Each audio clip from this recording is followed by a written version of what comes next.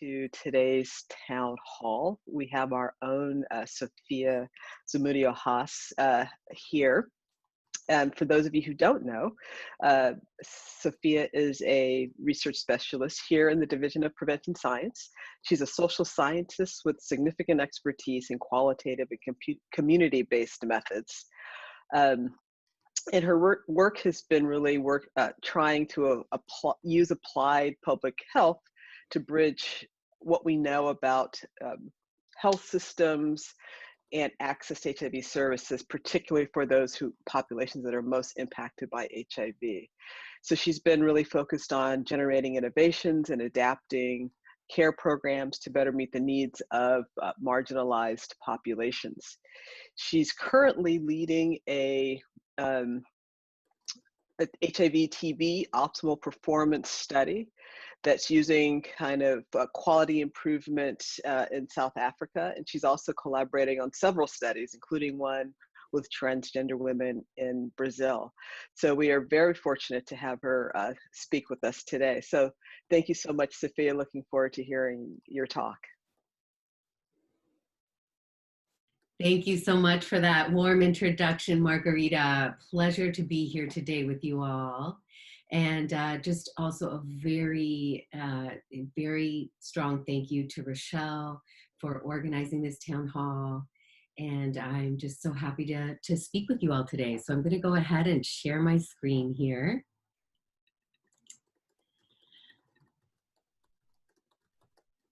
Let's just see how this works out. Okay, wonderful. Thanks everyone for being here and joining me today. I appreciate the opportunity to speak and to create some space to reflect on public health as a tool for social change. Of course, if you have any questions or anything, I have to just say briefly that I do miss the interpersonal energy of giving a talk in a room with people. And so as best as possible, I'd love to approximate that. So any comments or questions, just go ahead and jump into the chat box. And again, thanks so much for holding space with me today. A little overview of what I'll talk about. I'll begin with my personal orientation to applied public health, why I do this work, why it matters to me. I'll go into giving some background on health disparities, intersectional stigma, what it means to bring an intersectional lens and an equity lens to health systems quality, to health research around access to services, and ending with a discussion around my current focus, which is measurement of intersectional stigma and minority stress.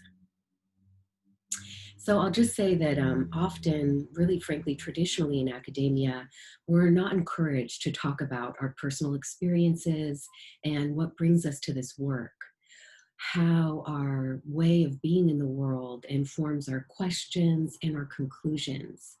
In fact, often people look at that somehow as introducing bias, as somehow tainting the objectivity of the researcher. As if by like naming and describing your orientation to the work, you make it less professional, less meaningful. Increasingly, particularly in the social sciences, there's an understanding that bringing transparency about who we are and why we do what we do actually strengthens the quality of our work and strengthens our conclusions, not only to our colleagues, but to our research participants, to our community collaborators. People want to know, who are you? Why are you interested in these questions? What brought you here? So in that vein, I'd like to start by sharing a little bit about my own personal background and orientation to applied public health. So here we have some family photos, and I'll just say that I grew up in California on the US-Mexico border with family on both sides. I spoke Spanish as a child with my paternal grandparents, and I really gained an early propensity for cross-cultural communication, as many immigrant kids do have, and an understanding of inequities. Although it was a long time before I gained the words to describe the differences in realities I observed on both sides of the border. Over time, I've seen the way that health inequities play out in my own life. My father died at, he was in his mid-50s, 57, from diabetes-related illness, hadn't been to a doctor in decades.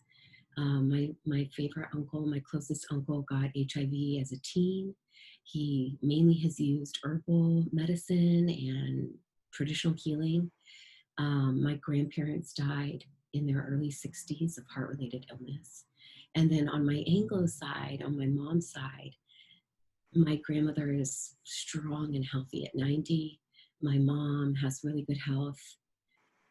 In many ways, my experiences embody the American dream, where my dad crossed over as a kid, learned English in school, struggled in his early years, and now here I am, a Ivy League educated social scientist. And I'm committed to using that for public health change. These insights have given me a unique perspective on the cultural nature of disease patterns and the way in which inequities and really systematic social and political exclusion contribute to these differences in health. And finally, perhaps most importantly, as a white passing and straight passing queer Latina living in one of the safest cities for queer people in the world, really, and enjoying so much privilege and protection, I'm committed to coming out always, everywhere. And I also am committed to documenting and amplifying others' stories of strength and resilience. And now I'm going to begin to talk about how we can imagine a public health path towards equity. I want to co-imagine that with all of you today here for a moment. And think about a world devoid of health disparities, where we respect and appreciate each other's intersectional lives, devoid of stigma. Impossible to idealist? Perhaps not. To get there, we need to rethink not only the research questions that we ask, the way that we value those research questions, but also how we do our research within our teams and within our institutions.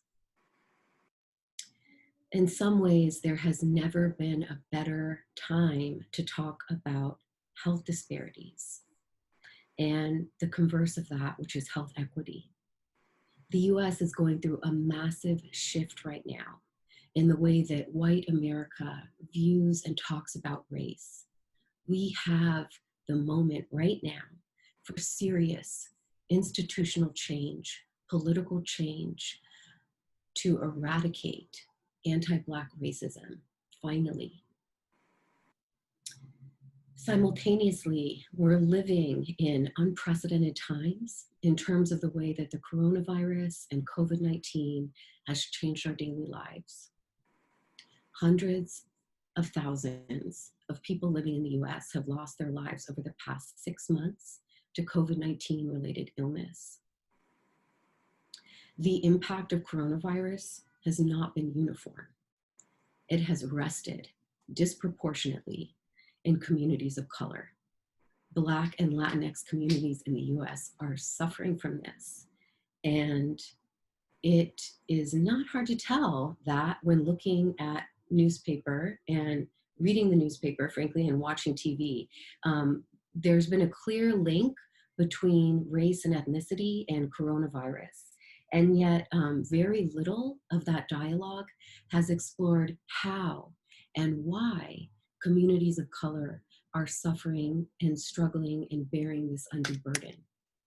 Here I'm just showing literally screen caps of some major headlines recently that directly link being Black or being Latinx with coronavirus. Here we have a headline talking about a study of 17 million that identifies being Black or being Latinx as a risk factor in itself for coronavirus. This recent headline in the middle finally declares that researchers show race disparities aren't inevitable. I just want to take a second there and emphasize that. Racial health disparities are not inevitable. They are created by historical and current systematic and institutional policies that exclude Black people, Latinx people, and other marginalized groups from full political and economic participation. When we look at these health disparities around coronavirus, it has everything to do with living conditions, working conditions, and transportation. We are talking about structural inequities that are driving this. And frankly, as an avid news watcher, you would be hard pressed to make that connection because the way it's framed is missing the how and the why.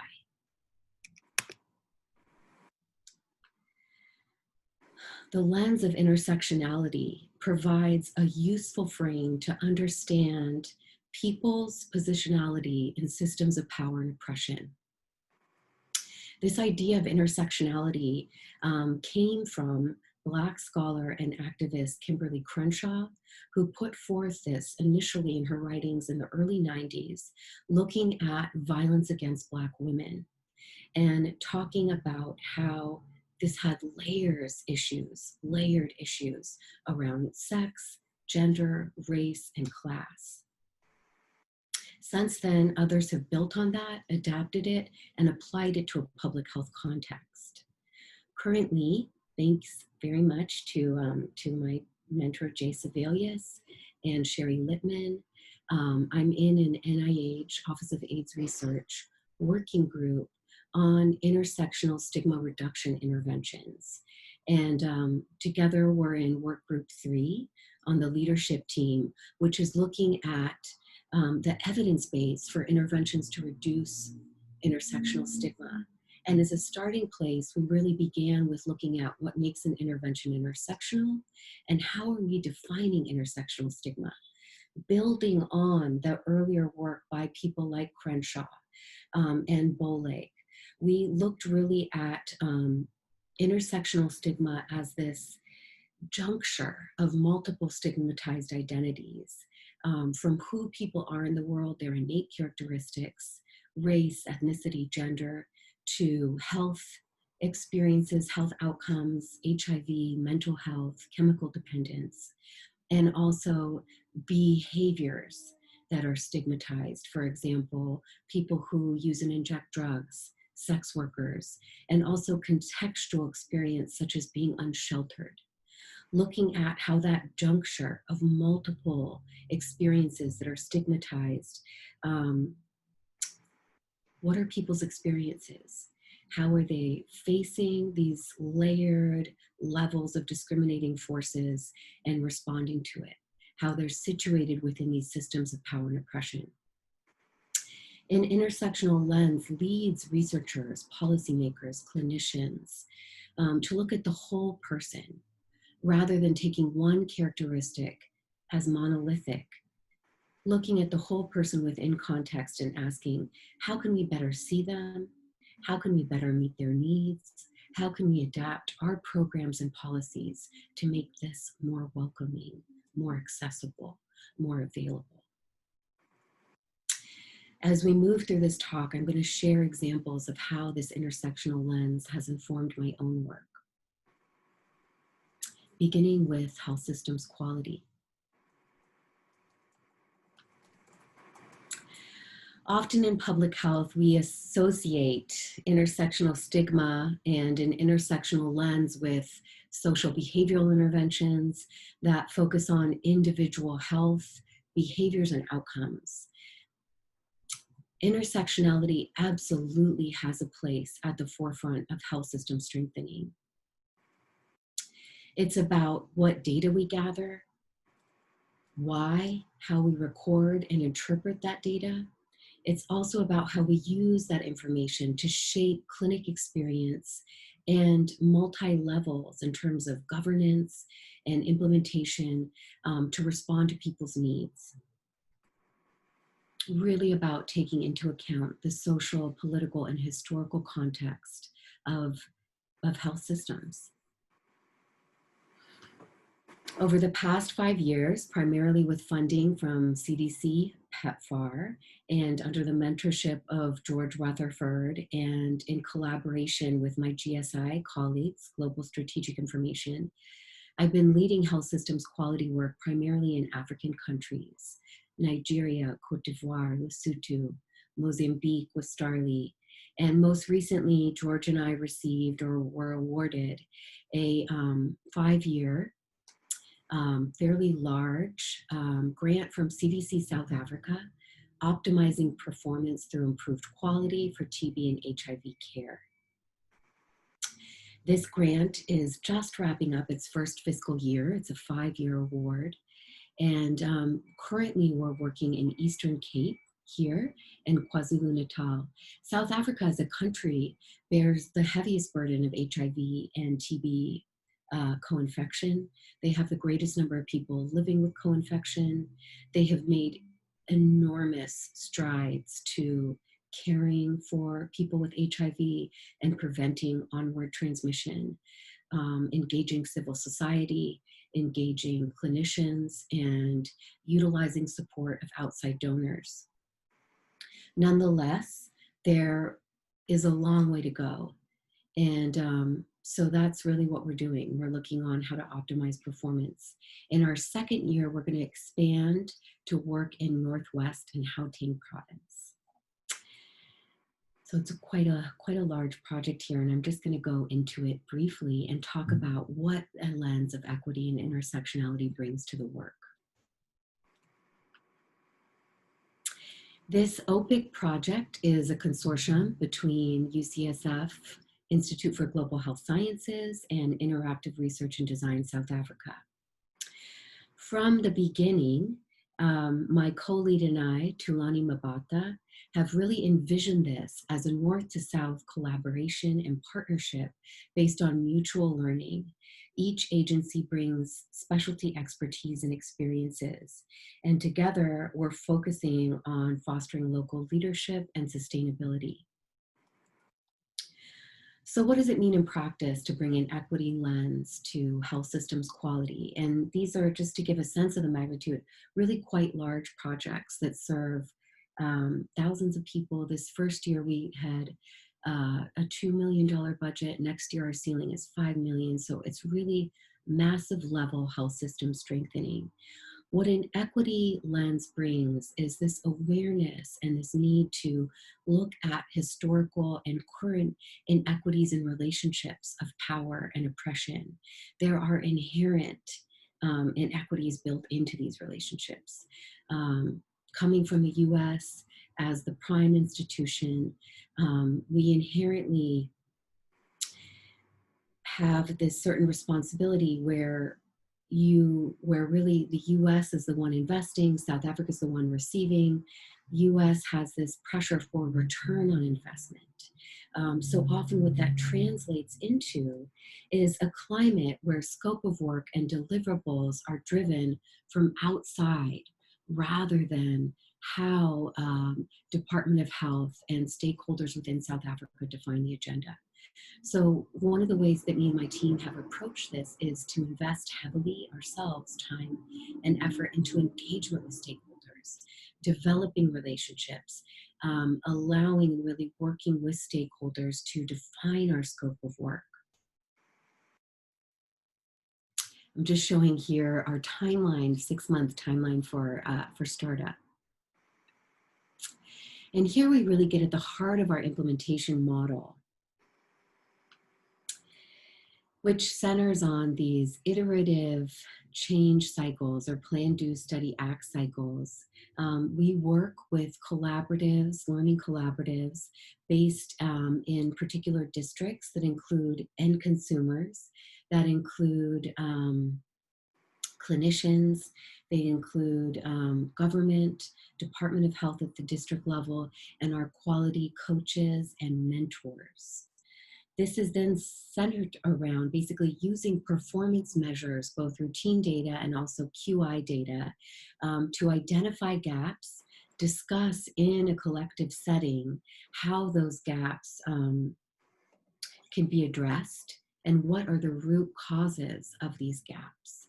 And then within these action periods, people test out change ideas that are primarily simple, straightforward ideas that change clinic, practice, and policy.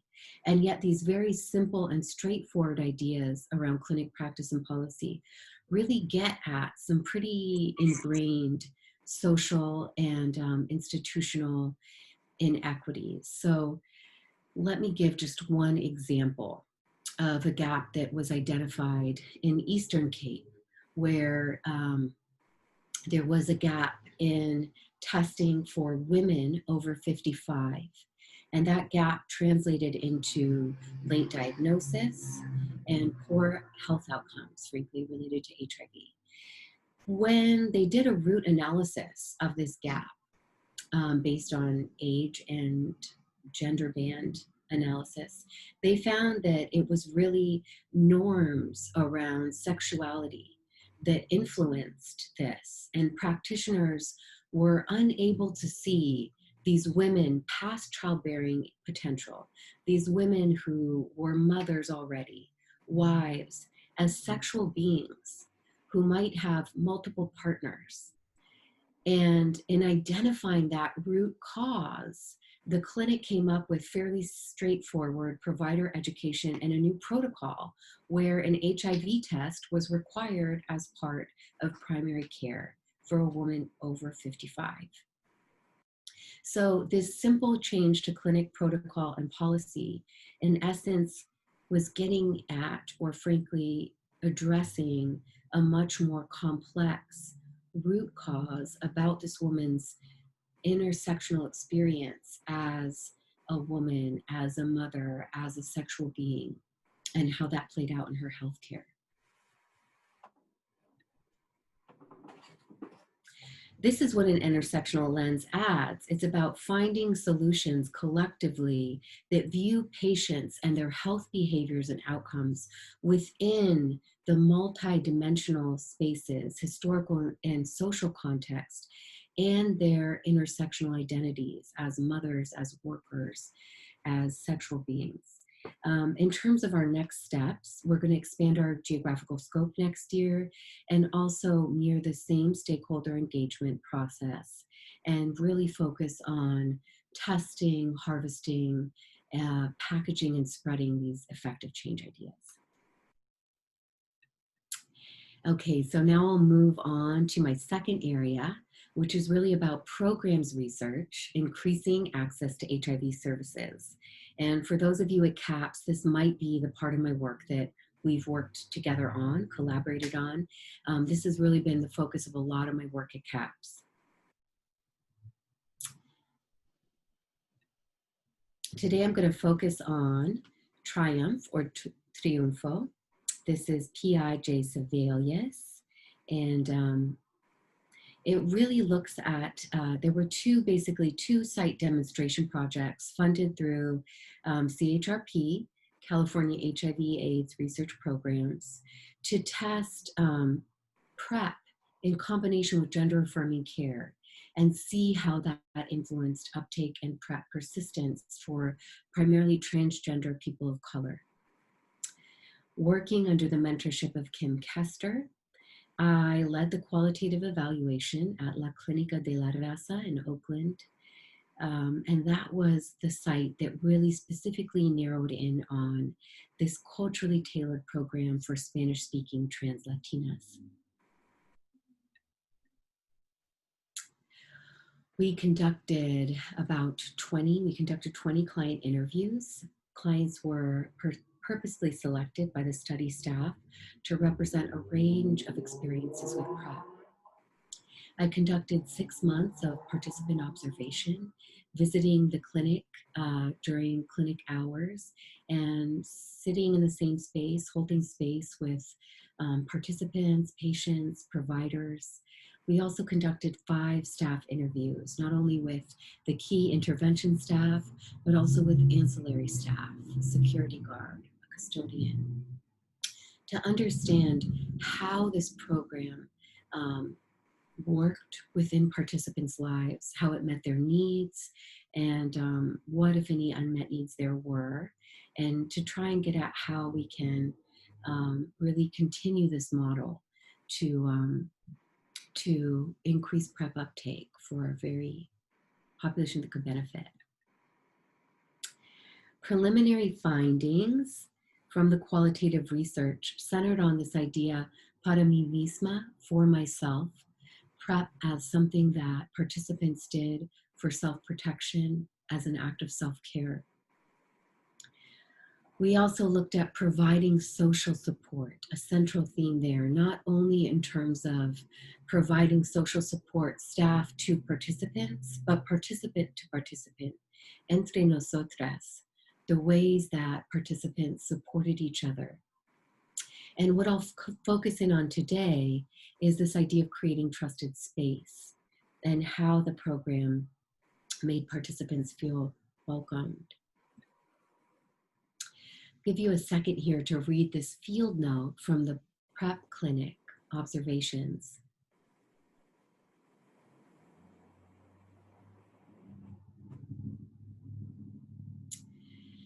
And I want to note here that staff transformed the waiting room into a welcoming space centered on trans immigrant experience, where people relaxed, shared food and drinks, and left the space feeling bolstered.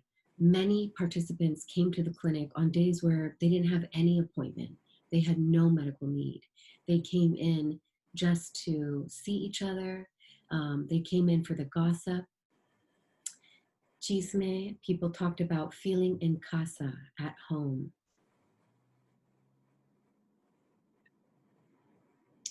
Here I have a quote from one of our participants, an interview with Lorena, it's a pseudonym, age 40. Lorena had immigrated to the US, and I'll give you a second to read this in Spanish for those who are bilingual. And I'll read the translation. I like the doctor because she doesn't make the decisions on her own. She has me participate in decision making and ask me if things are okay. If it's not okay, well, she respects my opinion. And she tells me what I have to do. We have beautiful communication, and I like that. This is the same with Jota J, the therapist, who I have begun to tell things to I've never told anyone else. She's the one person who I trust. So yes, they've helped me a lot. I'm grateful. I'm very grateful for La Clinica. The care experiences that participants had with their providers kept them coming back for more services.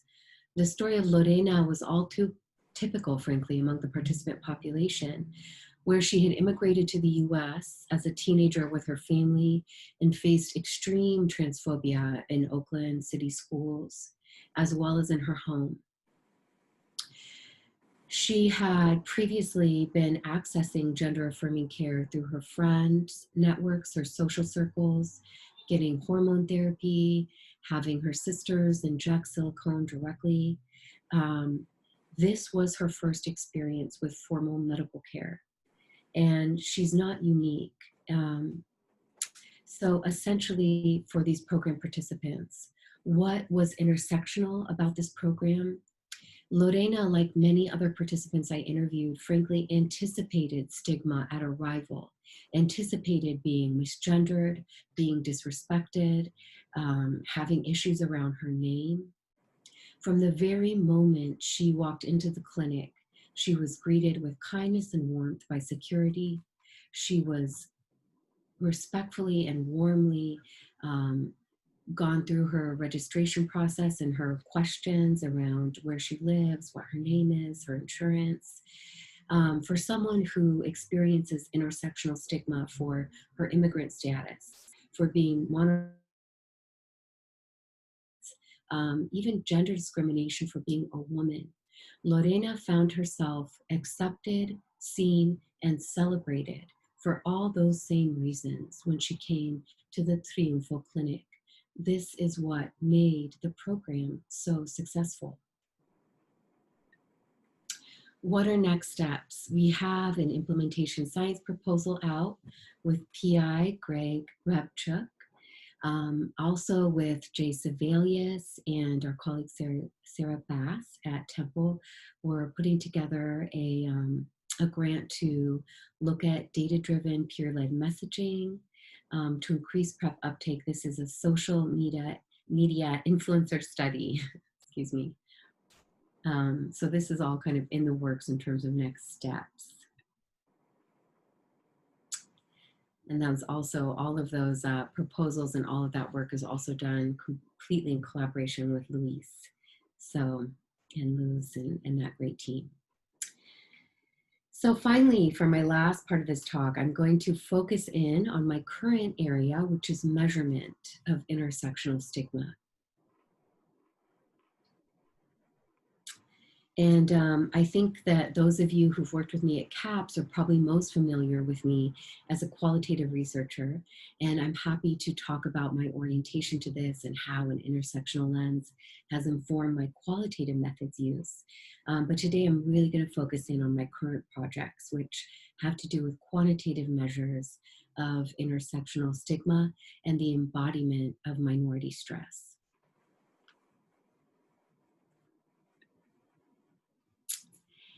Okay, I received funding, a ROP grant through UCSF with my mentor Jay Sevelius and Luz and Depolica to test the feasibility and acceptability of hair sampling for antiretroviral medication adherence among transgender women.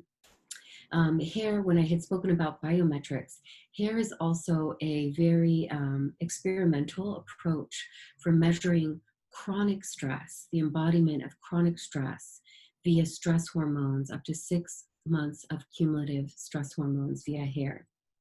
But this particular study is important because it highlights the ways in which advances in HIV research, such as using hair for remote or in-person antiretroviral monitoring, for PrEP and ART treatment, can often leave out the most marginalized groups and vulnerable groups who can benefit from it. So this method of using hair for ART testing has been pioneered by Monica Gandhi and the UCSF Hair Analytics Lab. And yet research to date really hasn't worked with transgender women to explore how their unique experiences might or might not impact the willingness to donate hair. Hair is a critical part of gender presentation, and gender presentation is literally life and death for trans people. So there's good reason to think that hair sampling might be really different within this population than, for example, with cis gay men, where it's primarily been demonstrated as acceptable and effective.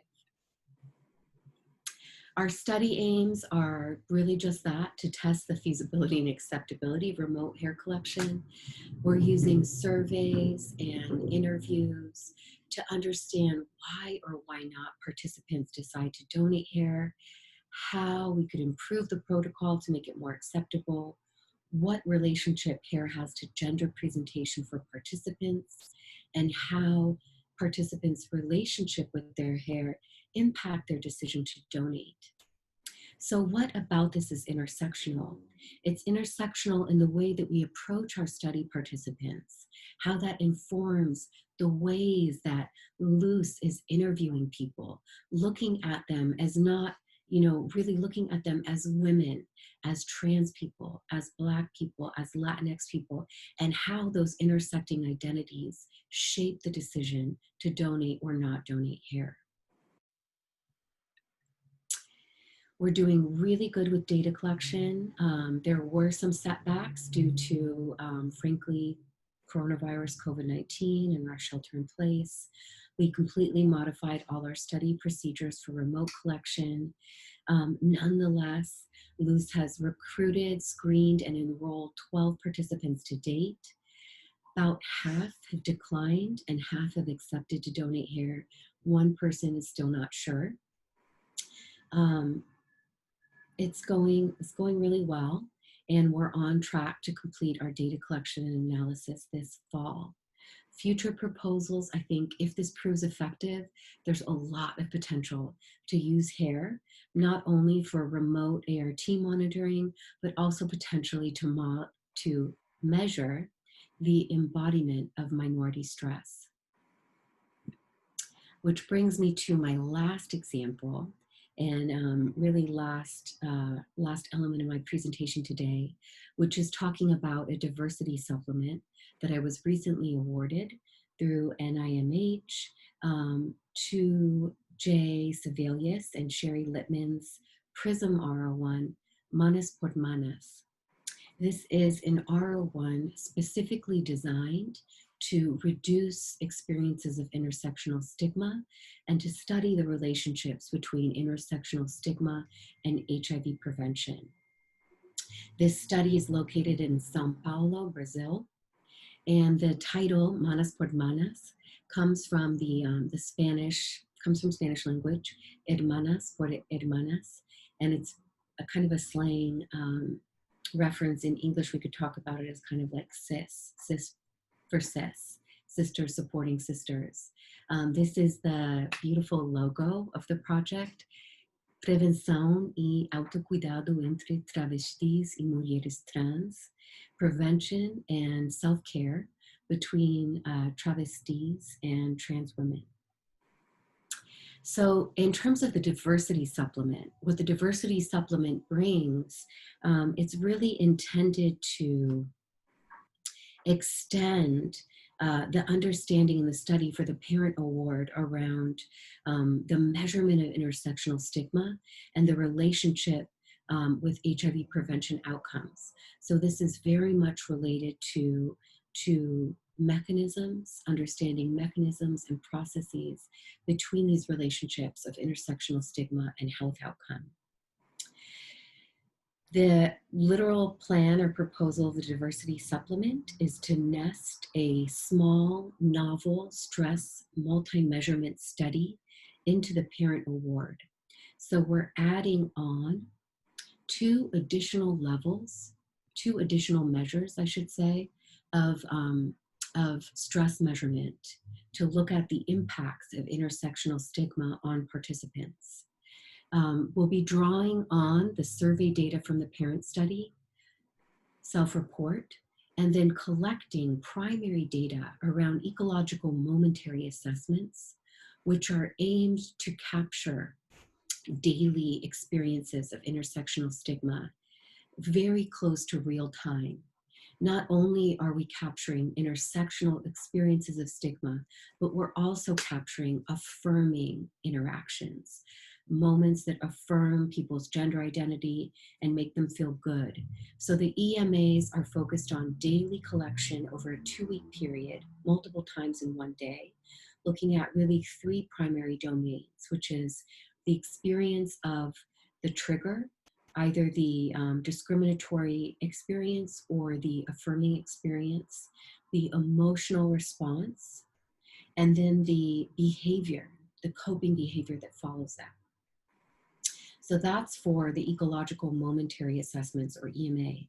The stress biometric, in this case, we're using hair to measure the embodiment of chronic exposure to intersectional stigma over a prolonged period up to 6 months. We're going to be triangulating and correlating across these 3 measures, the already validated and tested survey measures, the EMA, and the biometric measures.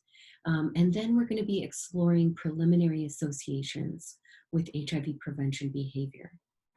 So this study is really focusing on measuring the daily experiences of intersectional stigma and the embodiment of chronic exposure to intersectional stigma and how those 2 different measurements play out in terms of HIV prevention behaviors. So next steps here, I'm going to say literally this was recently awarded as of August 14th. So I'm going to be learning. I'll be learning. This is a career development award, 2-year award that fully funds me to learn about and analyze stress biometrics and EMA data, conducting the study activities, analyzing our data, disseminating results, and then leveraging these findings in the second year to write a proposal that engages these novel measurements of minority stress as a process outcome. So I'm going to wrap up here, and I did leave substantial time here for some discussion. I want to take a moment to offer really sincere gratitude to the excellent mentors that I have had at CAPS and IGHS, to my collaborators, and to the community-based agencies that have partnered with me in this work, and finally also to funding agencies that have funded and supported this work. So thank you so much all. I'm going to go ahead and stop sharing now and invite some time for question and answer. Wonderful. Thanks very much, Sophia. So yes, let's open this up. Folks can just unmute yourself and feel free to ask Sophia a question. Thank you.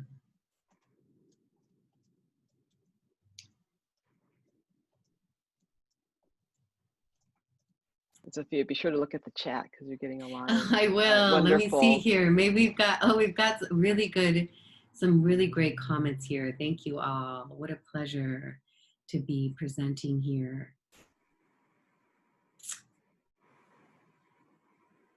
Great all. Yeah. Sophia, maybe you can speak a little bit to where you see yourself, where you see your own kind of scientific trajectory. What do you think are the things that you would like to be focusing on in your own science and career? Thank you. That's a great question. So I am very much interested in this measurement area, but I'm really looking at the ways that we can use these interventions and really rethink the ways that interventions can respond to structural constraints. So, I think that even though I've talked a lot about looking at individual behavior within the social and political and historical context, I think that I still feel really committed to helping individuals really designing interventions and programs that really respond to needs and help bolster coping and resiliency, and just basically ensure that these tools that we have are meeting the people who can benefit from them most. So really continuing to build on the community partnerships that I've established through team science and collaborative work. I would love to work with La Clínica de la Raza more to kind of expand their work with trans people, health services for trans people, and really do applied public health work here within the Bay Area, as well as continuing to do the work globally. So I guess I really would see this same kind of career trajectory following a lot of the footprints that I've already started to make, and then just expanding the impact of those, really. So I have recently just had applied for and gotten funding for some studies that I've led, and I really look forward to expanding on that portfolio and building in that. That wasn't too vague. Okay, here we've got a comment from Kim. Creative ways to step outside of traditional academic forms. Would you talk about this for a moment? Okay, you've done some creative work. Great, thank you, Kim. That's a great comment. I frankly, I feel very strongly, I've talked a little bit about my personal connection to this work. I think that there are so many enlivening discussions and so many critical discussions that go on within public health spaces and frankly become very siloed here. I would love to do more popular science, creative work, to get this message out to the general public. I spoke at this speaker series, Gray Matters, that is run from this theater in Valencia. Now it seems so a lifetime ago to speak in front of a live audience. But it was a general population audience. It was a creative work that really linked my experiences as a childhood sexual violence survivor and as a public health researcher who works in this area, and talked about those dual pandemics of gender violence, sexual violence, and HIV, and the ways that silence fuels both of these epidemics and perpetuates them. So that was really a creative work that was very autobiographical, frankly. And I would love to get more into that work. I would love to write popular science, explore more. Laura Miller, I think, is here as a collaborator and a colleague of mine. I would love to work with Laura around bringing these stories, individual stories that are health-oriented, to theater. She runs a nonprofit that takes qualitative research and translates it into performance art. In the long, the very well broken path of Rashida Jones, really bridging that kind of popular creative work with public health work. I think too often public health dialogues and messagings become too insular, very esoteric. I really am committed to looking at ways that we can bridge this with more popular science and reach a larger audiences with these really critical messages around health disparities and how to mitigate them.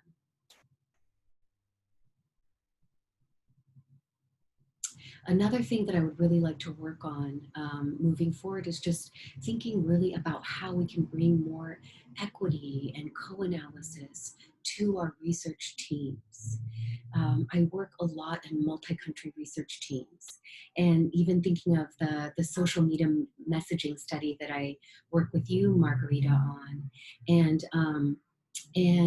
the ways in which we, it really takes often multi-country teams really gather data in very community engaged ways within the countries where data originates. And then a lot of the analysis and the write-ups, the publications come from US-based teams. That's a critical gap within the way that we do global health science, global health research. And I'm very committed to changing that.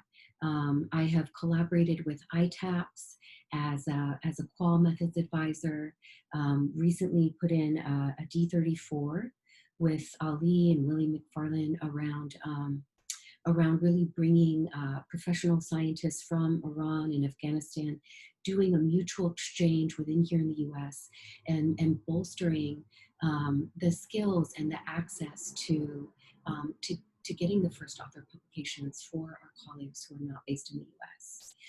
So that's an area of work that I really would like to continue and grow.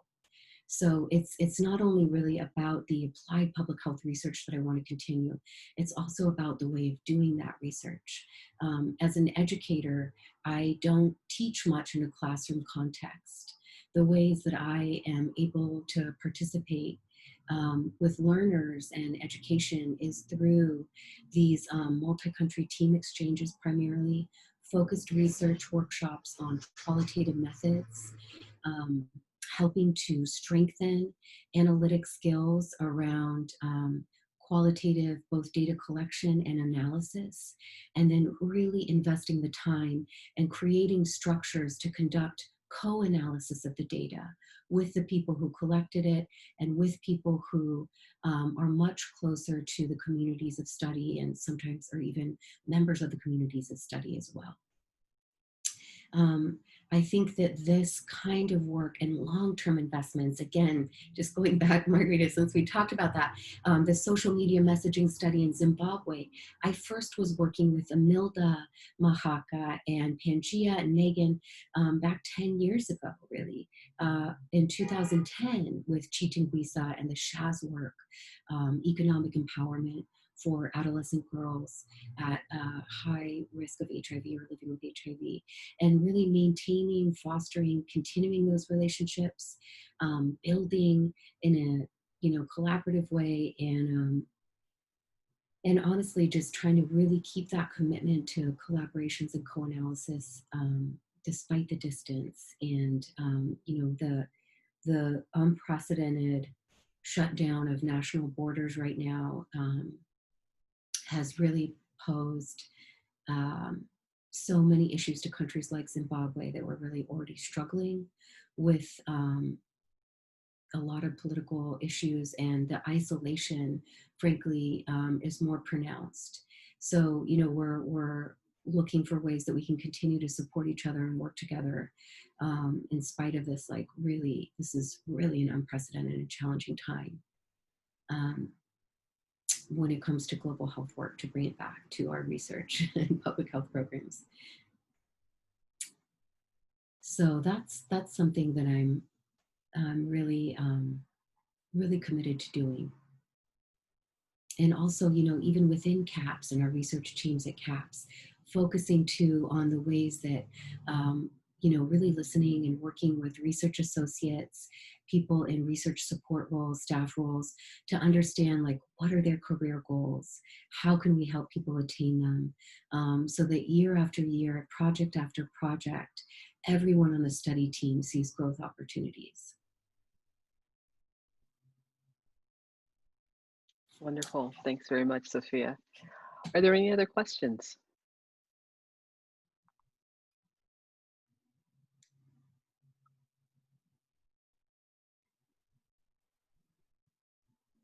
Okay. Well, then I think I just want to say thank you, and please join me in thanking Sophia for really an excellent presentation. Thank you so much for coming and sharing your work with us, Sophia. Thank you. Pleasure to be here. Take care, all. All right, goodbye.